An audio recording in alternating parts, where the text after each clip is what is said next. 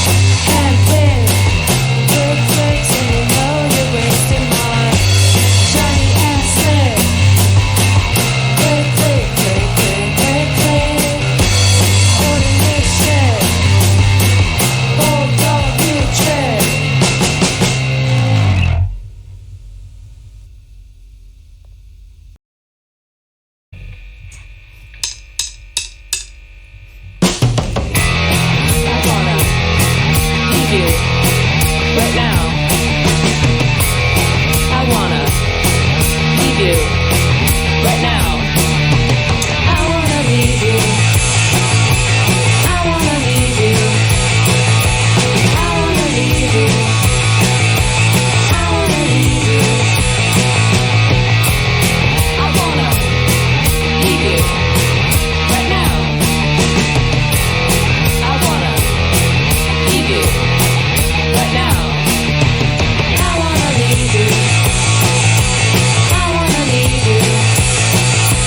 I wanna leave you. I wanna leave you. Doesn't like cats. Hates my friends. Showers infrequently. Didn't cook dinner. Socks and sandals. Doesn't like cucumbers. Forgot the laundry. Compulsive liar. Doesn't like my clothes. Loves to rhyme. Forgot my birthday. Looks like my cousin. Indoor sunglasses. Loves Woody Allen.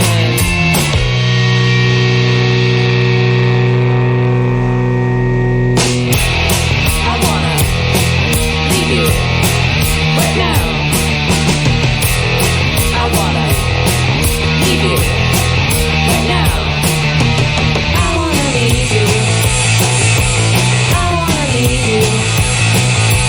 I wanna leave you. I wanna leave you.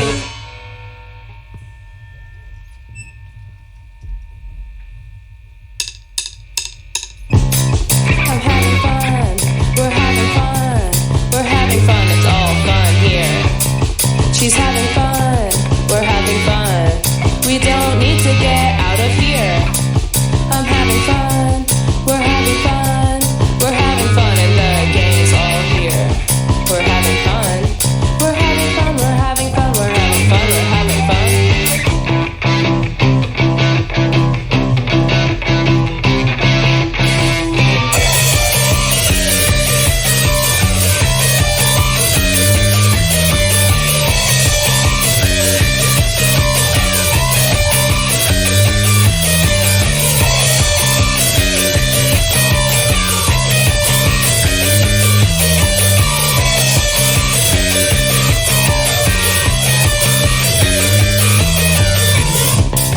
We're having fun.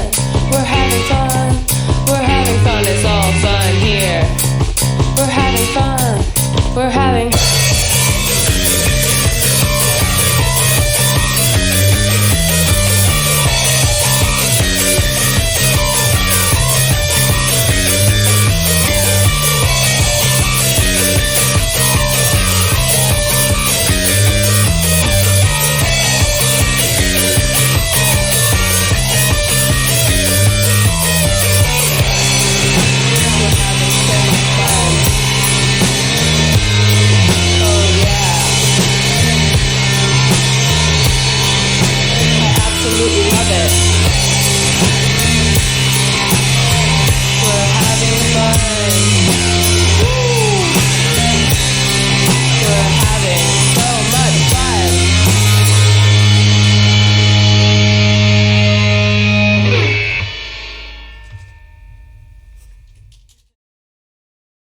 This week, though, we're thrilled to have Sailor Honeymoon with us. I feel like we've been looking forward to this session for a long, long time. Hello to all of you. Thank you for being here. Would you like to introduce yourselves first off? Hi, thanks for having us. We're Sailor Honeymoon. We're a three-piece band based in Seoul. I'm Abby and I play drums. I'm Yerim, I play bass. I'm Zaeun, I play guitar. And Abby, we'll be chatting to you and you'll be translating Korean for Zaheen and Yelim as we go along. I think this is our first multilingual session chat we've had, which is even more exciting. You played in, was it Finland over the weekend? Yeah, we just got in from Finland yesterday. We were at Flow Festival. Amazing. How was that? How did it go? It was really fun. We had a great show. We opened the stage for women to join us for the last song, and they absolutely flooded the stage. So it was super fun. There was like a pit going the whole time.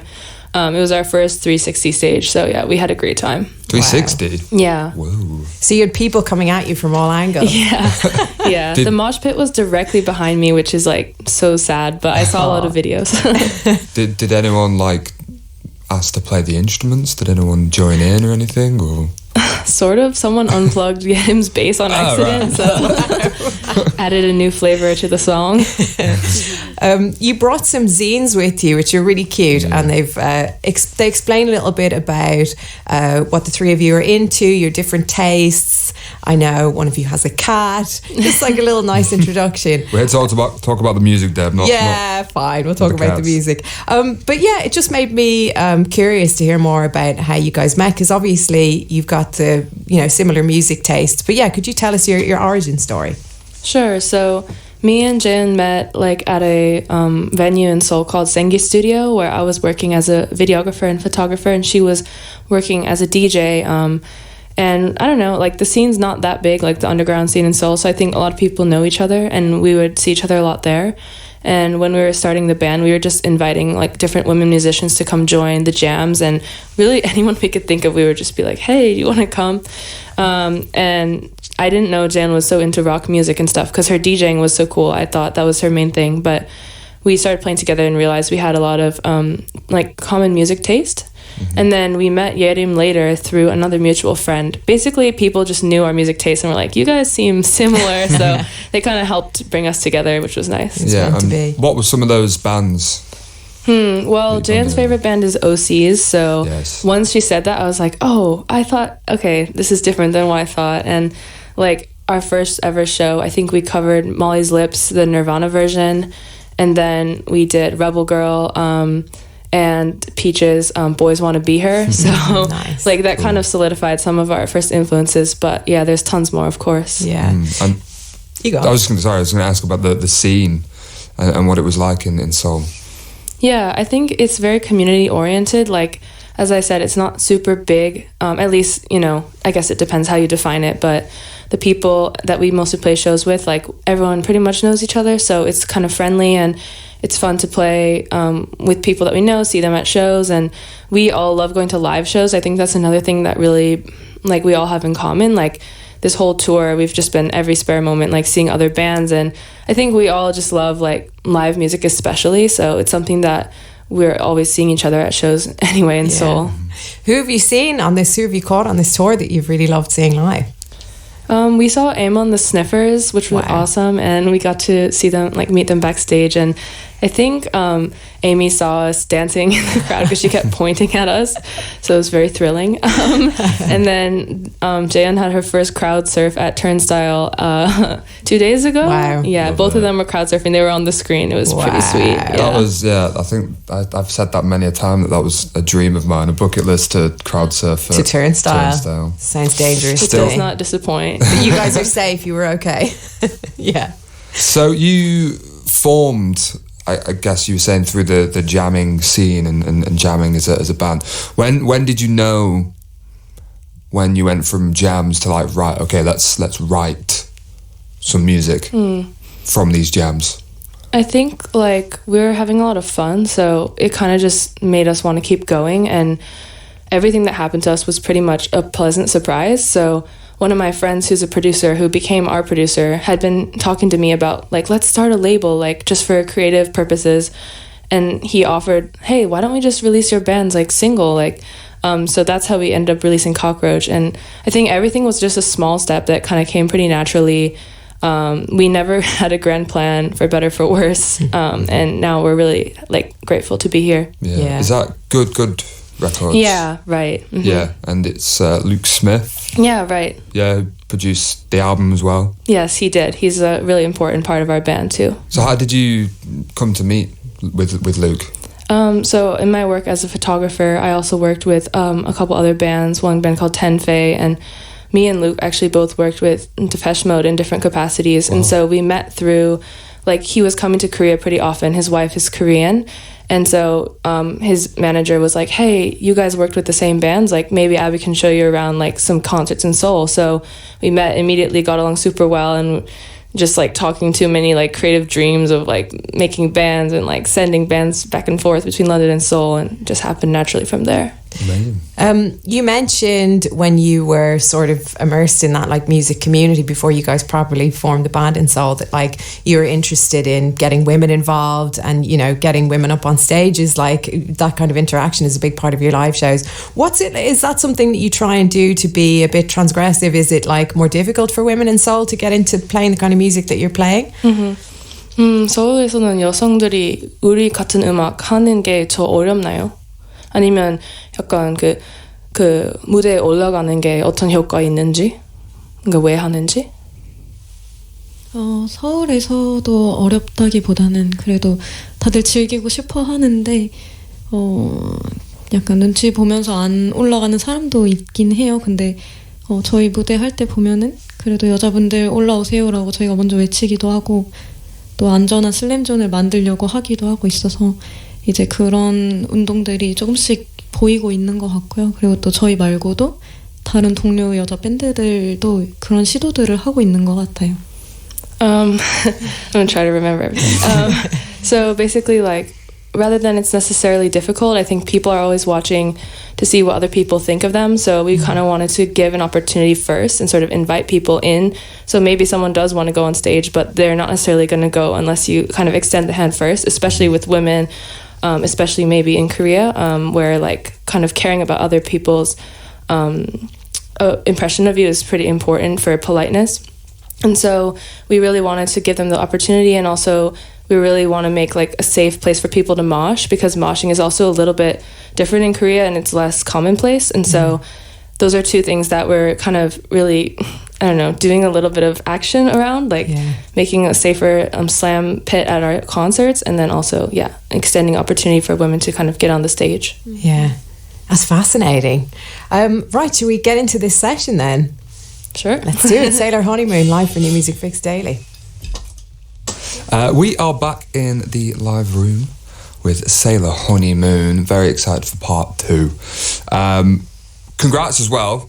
Debut album, The Worst of Sailor Honeymoon. Finally landed on Friday. Big congrats. I feel like we do need to address the title of the album though, The Worst of Sailor Honeymoon. Because it certainly isn't. It's a fantastic listen. But I guess is that title, is it a representation of you as a band, you know, sort of self-deprecating humour, I guess, would you say? I mean, I think, what do you guys think of it? I mean, I think it's a great title. I think you have to know you're a really good band before you can name your album The Worst of. I mean, it's our first album, so who's to say it isn't our worst? Oh, well, that's a take as well. Yeah. Yeah, it's an interesting take. For sure. Go on. I was just gonna delve more into the album itself, because obviously the debut EP was at 2024. Yes, yeah, I think so. And there's a couple of tracks on there that do feature on the album as well. When did work start on the album post EP in 2024? I think probably right after that. I mean, I remember when we came back from one of our trips over here to finish recording the album or maybe playing shows, we had a lot of energy and we were writing a lot. And so I think we've just been writing over the past few years and like kind of cobbling stuff together. Like I think us not having a plan is a general theme of the band, but it also makes it fun for us because I think it was like the beginning of this year or something when we were like, when are we going to put out this music? And then we were just like, should we just like try to put it out in August? Because we're going to be playing these shows like I think Green Man and stuff. We had a few things lined up and we were like, should we? And then we're like, yeah, let's try. And so it was a bit of a rush, but it feels amazing to get it out there and we're really proud of it and like just really grateful that we had the chance to release an album, which is kind of a crazy thing. Like you guys probably know better than anyone, but it really takes a village. So we feel really lucky to be able to do that. Yeah. What's the reception been like to these tracks? Because you played so many gigs now, you played it live so many times. You seem to have this pattern of like letting, people rush the stage at your gigs and stuff. So obviously, and like mosh pits and stuff, there's obviously a level of enthusiasm. But have you noticed any particular cities where it's gone down really well? Yeah, I think our last show actually in Finland at Flow Festival was probably the best reaction we've seen, maybe because every other show was like before it came out, but it felt like people were somewhat knew the songs and they were moshing, and someone was crowd surfing to Armchair, which is not really something we expected. So yeah, it's been great so far, and it's really awesome to be able to play the songs right after it came out. I think it's perfect timing for us. Yeah, for sure. And can you tell us a bit about the sort of lyrical themes that you tackle on the album? Because obviously, you know, it's said about the sort of self-deprecating humour in the title of the album itself. What sort of other themes are you tackling on? Yeah, I think a lot of our songs, like, because we do a lot of jams or like rough demos, I think they come out without a lot of thought, so pros and cons.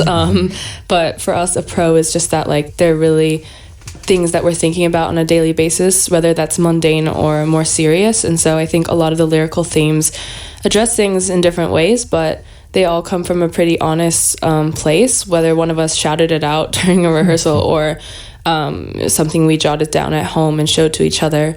It's definitely like very true to stuff we've been going through in our lives for the past couple of years. Mm-hmm. And I know we touched on this a little bit during the previous chat we had, but there's an interesting quote that I've read from you, Abby, where it says, you know, Korean culture often encourages artists to be flawless and pristine. You know, we're thinking about K-pop, I guess, and how they're presented to us in this flawless way, and the sort of DIY scene that you guys seem to be emerging from is kind of in antithesis to that. Can you talk a little bit more about that and the sort of expectations? You know? Sure. 뭐 한국에서는 약간 완벽한 이미지로 음악 해야 된다는 게 좀 있어서 우리는 좀 반대로 하고 있는 것 같은데, 그거 좀 더 얘기해 줄 수 있을까요? 네네. 네, 말씀 주셨던 것처럼 저희는 K-팝이랑 완전히 반대 지점이 있다고 생각하고요. 그래서 완벽함보다는 뭐 자유로움, 우리의 진정성을 보여주는 거에 더 집중하고 있습니다. Yeah, we kind of think in a way of ourselves as the opposite of K-pop. It's kind of like, I feel like an atheist versus an agnostic person. Like, we're not specifically like, oh, we're trying to be the opposite of it, but it's not something that's really on our radar in terms of our influences. And so rather than trying to be perfect, we're really trying to show like honesty and like what we can do, whether that's perfect or not. Yeah. Great answer, thank you. Yeah, it's so cool to see. Yeah. What's the sort of like, I guess, opinion in your circle, your DIY circle with K-pop? I mean, I feel like it's tough because I totally understand why people abroad would think of K-pop when they think of Korea, but at the same time, I kind of feel like it's like people thinking of like the monarchy with England. It's like, it's not really a part of our daily lives. Like, it's not that we like actively hate it, but that's just not what we listen to. And there's a lot of people who also don't listen to it. And, you know, it's as much a part of our lives as like, I don't know, One Direction is a part of like people's lives here, maybe. Nathan loves One Direction. I do love a bit of My One bad. Do love Harry Styles. In that vein then, are there any South Korean artists that you love that we should be looking out for? Oh my gosh, that's a hard question. There's so many. Oh shoot, I don't want to leave anyone out. Well, these days there's a lot of women-led bands coming out of the scene. One is called Peach Truck Hijackers. One is called Social Club Hwangyu. Yeah, Hyangwoo. And also a lot of other friends of ours, like the psychedelic rock band Wah Wah Wah. Or there's a big band in Korea called Silica Gel. There's Balming Tiger. They're doing cool stuff with I hip-hop. love them. We play them on this show. Yeah, they're awesome. Tons of other stuff. We have a bunch of playlists, like one is called Korean Girls Invented Punk Rock, Not England. I think it's on our on our Instagram. So if you want to dive into more artists, please message us anytime. Oh, that's brilliant. Thank Fantastic. you. Right. Yeah, should we get into part 2 of the session? Sure. Say the Honeymoon live in session.